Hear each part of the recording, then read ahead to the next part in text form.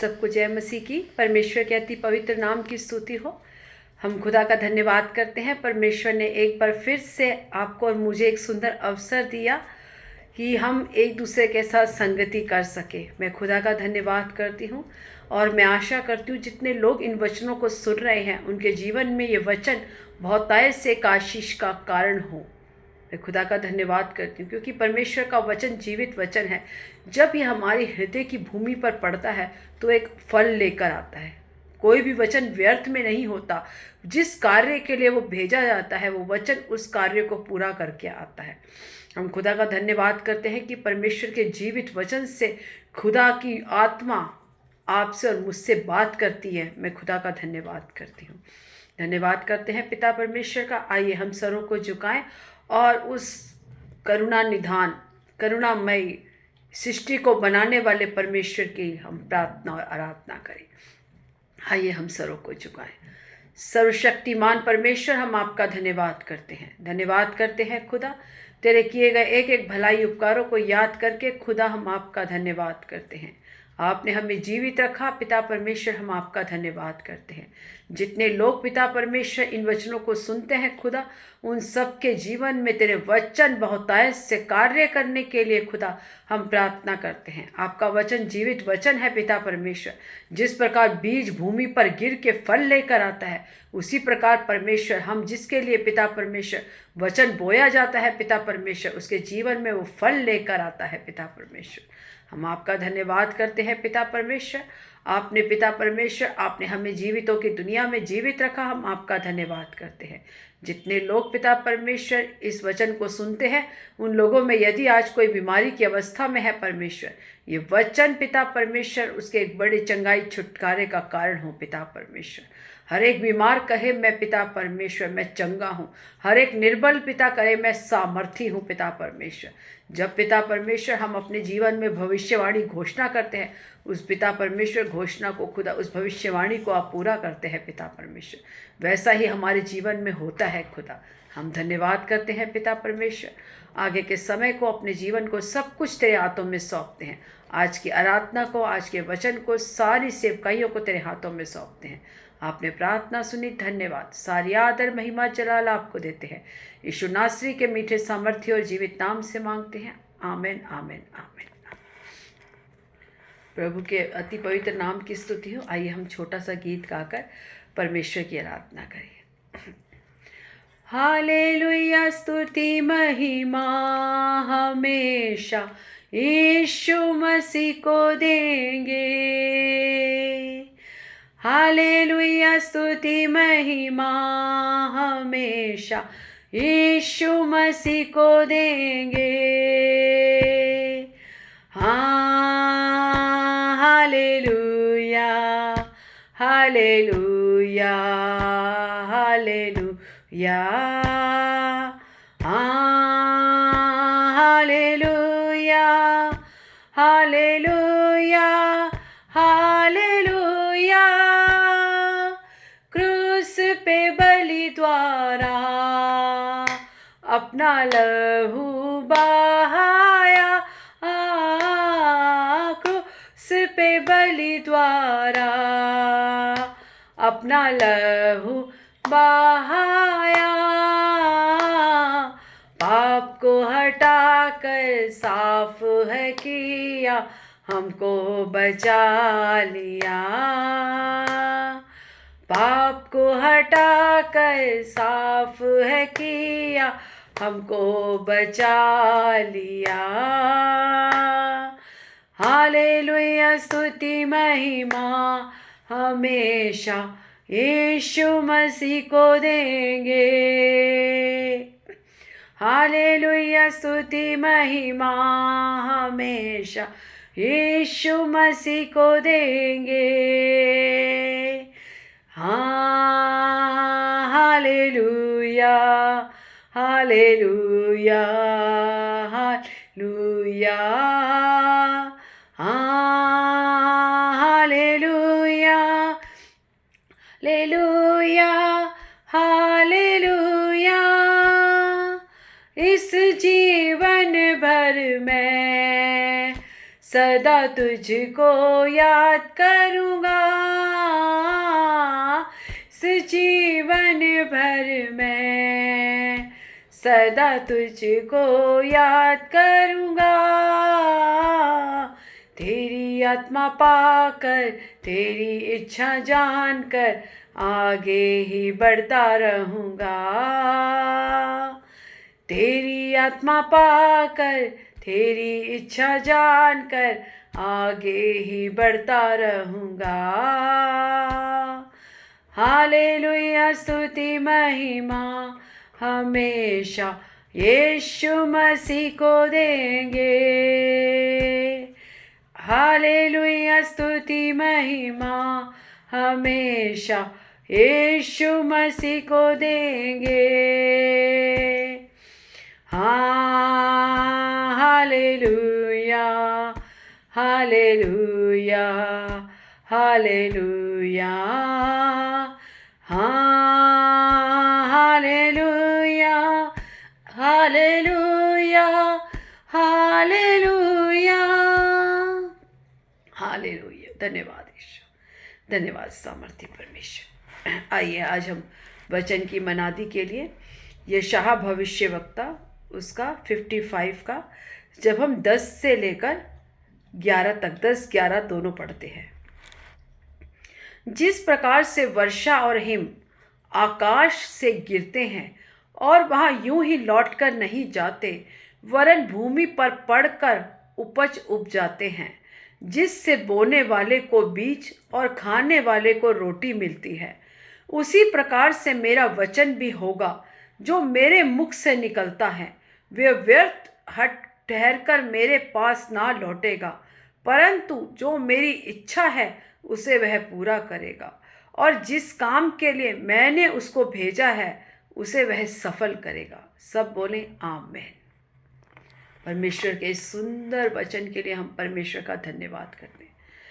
यशायाह भविष्यवक्ता कहता है कि जिस प्रकार बारिश, जब हम देखते हैं कि जब बारिश होती है और आकाश से हिम, जब बर्फ़ नीचे गिरती है, तो वो यूं ही व्यर्थ में नहीं गिरती। जब किसान उस बीज को बोता है, जब किसान अपने खेतों में बीज को बोता है और जब वर्षा उस पर पड़ती है, तो वो एक उपज लेके आता है, जो बोने वाले के लिए और खाने वाले के लिए रोटी लेके आता है। हमारे लिए अन्न उपजाता है जिसे आप और मैं खाते हैं, क्योंकि उसकी एक योजना होती है। क्योंकि परमेश्वर का वायदा है कि मैं समय समय पर मेह और बरसाया करूँगा, मैं उपजाऊ भूमि पर फल को लेके आऊँगा, जल बरसाऊँगा। मैं खुदा का धन्यवाद करती हूँ, जब किसान अपने बीजों को बोता है उस उपजाऊ भूमि पर, और जब वर्षा और हिम जब उस पर पड़ती है, तो वो यूँ व्यर्थ में ही नहीं पड़ती। उस जो बीज होती है उसे वो एक फल, एक बहार लेके आता है, उसे वो उपजाता है, जिससे आप और मुझे अन्न मिलता है। उसी प्रकार परमेश्वर कहता है कि मेरा वचन है जो मेरे मुख से निकलता है वो यूं ही व्यर्थ में नहीं है, वो जिस कार्य के लिए निकलता है उसे वह पूरा करता है। आपकी और मेरे से जो परमेश्वर की योजना है, परमेश्वर वचन के द्वारा आपसे और मुझसे बातचीत करता है। उसका वचन कहता है मैं यीशु मसीह के कोड़े खाने से हम चंगे हो गए हैं। यदि एक बीमार इस वचन को बोलता है तो उपजाऊ भूमि पर वो बीज पड़ता है और वो उपज लेकर आता है, और जो बीमार होता है वो चंगा होने लग जाता है, क्योंकि उसका फल मिलता है उसको। जिस प्रकार किसान को उस बीज बोए हुए का फल मिलता है, उसी प्रकार जब हम परमेश्वर के वचन को हमारी उपजाऊ भूमि पर डालते हैं तो वह हमारे जीवन में बहुतायत से एक बढ़ोतरी का कारण होता है।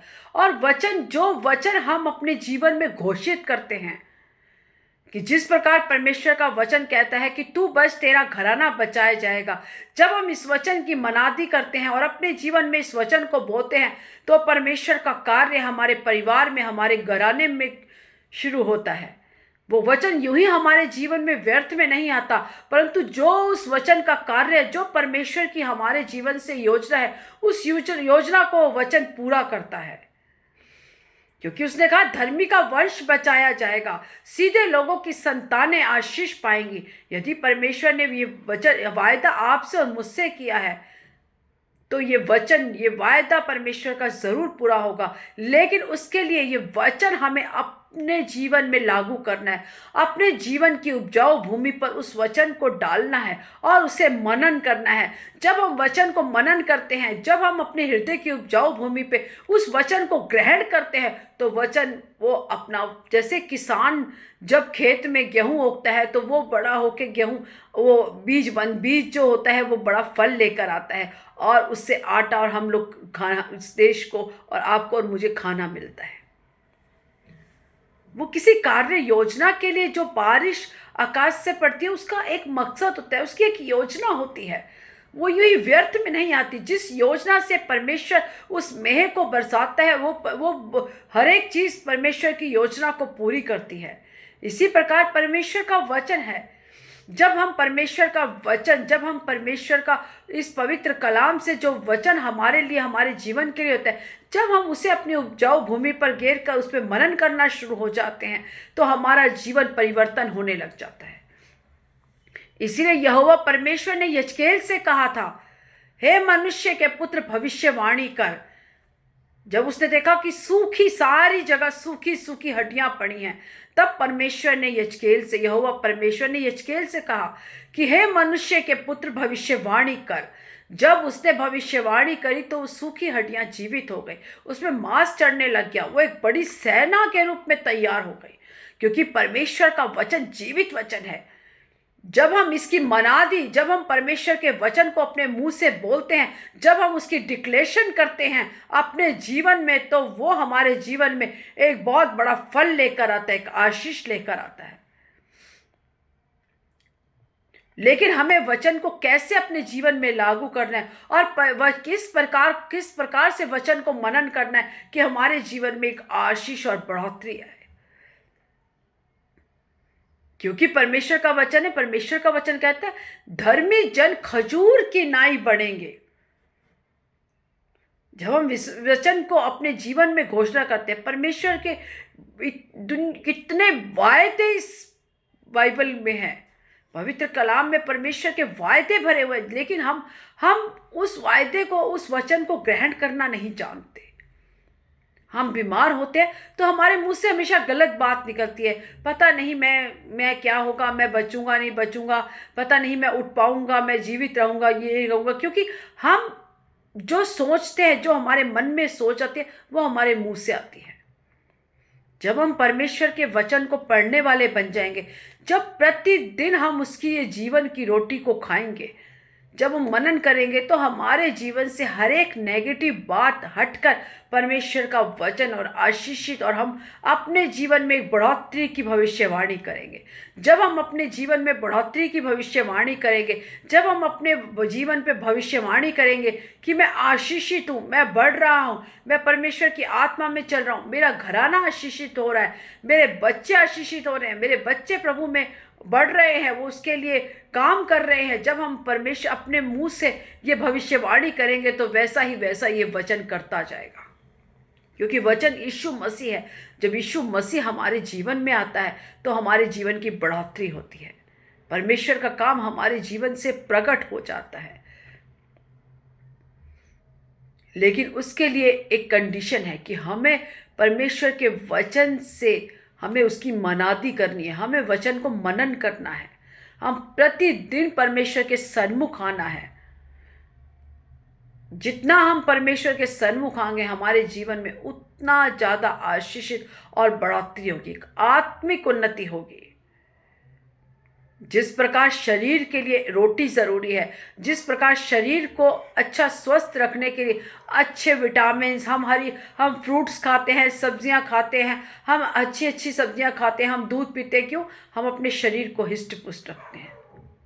उसी प्रकार परमेश्वर का ये पवित्र वचन है। जब हम प्रतिदिन परमेश्वर के वचन से मनन करते हैं तो ये हमारे जीवन को, हमारी आत्मा को बल देता है, सामर्थ देता है और शक्ति देता है, और हमारे जीवन में हर एक नेगेटिव बात निकल जाती है। क्योंकि हम परमेश्वर के जीवित वचन की मनादी करते हैं, मनन करते हैं। जब हम उसकी मनादी करते हैं, मनन करते हैं, तो वह हमारे जीवन में कार्य करना शुरू हो जाता है और हम लोग बढ़ोतरी की ओर आते हैं। कभी भी अपने जीवन में अपने मुंह से अपने लिए कोई भी गलत बात मत निकालो। अपने बच्चों के लिए, अपने बिजनेस के लिए, अपने शरीर के लिए, अपने घर के लिए, अपने घराने के लिए, किसी के लिए भी कभी भी अपने मुंह से कोई भी गलत बात मत निकालो। हमेशा बढ़ोतरी की बात करो, हमेशा आशीषित की बात करो। हमेशा आप अपने बच्चों को एक अच्छे पद पे, एक अच्छे बढ़ते हुए देखें।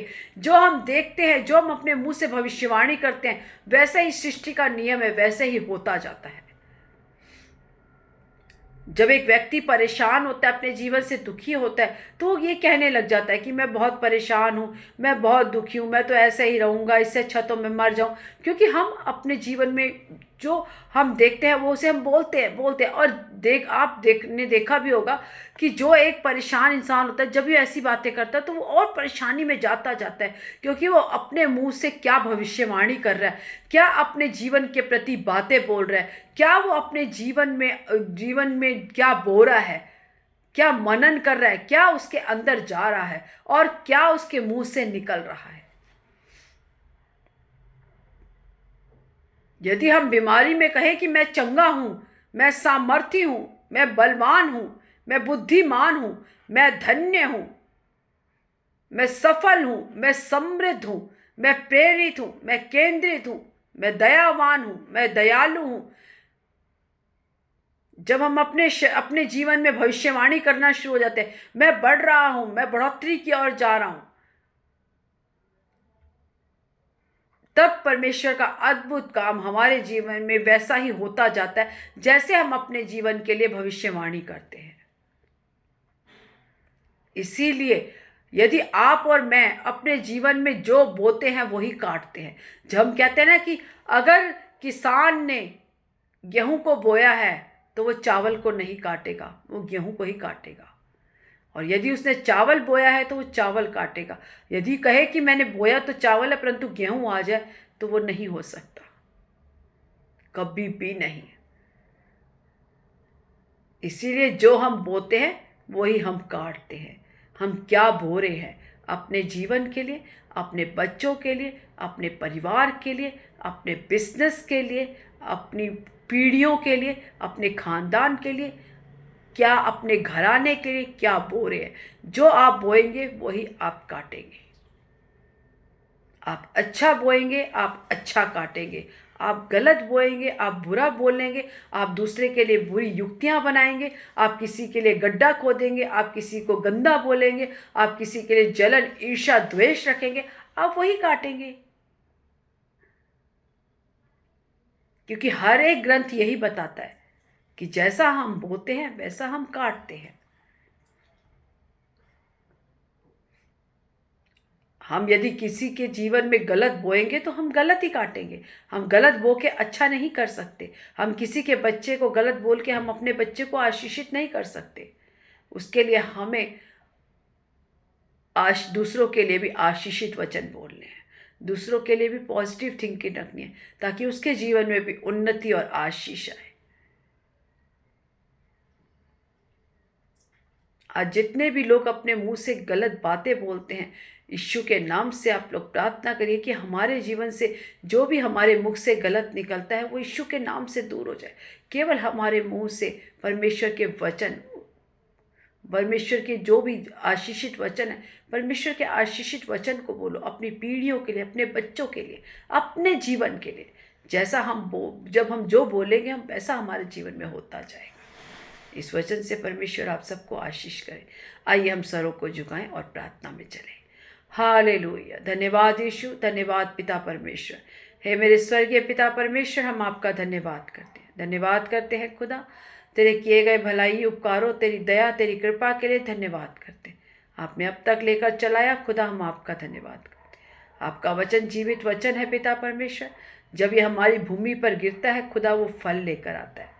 जैसा हम बोते हैं, जो हम बोते हैं खुदा, हम वो काटते हैं। हे पिता परमेश्वर, जितने इन वचनों को सुनते हैं परमेश्वर, उनके जीवन में ये वचन बहुतायत से एक आशीष का कारण हो पिता परमेश्वर। उनकी एक आत्मिक उन्नति का, एक बढ़ोतरी का कारण हो पिता परमेश्वर। हम धन्यवाद करते हैं पिता परमेश्वर। जुड़े हुए सभी लोगों को, इन वचन सुनने वाले सभी लोगों को तेरे हाथों में सौंपती हूँ। सब पर तेरी दया कृपा बने रहने के लिए खुदा प्रार्थना करती हूँ। आपने प्रार्थना सुनी, धन्यवाद। सारी आदर महिमा जलाल आपको देते हैं। यीशु नासरी के मीठे सामर्थ्य और जीवित नाम से मांगती हूँ। आमीन, आमीन, आमीन। God bless you all. प्रभु आप सबको आशीष दे।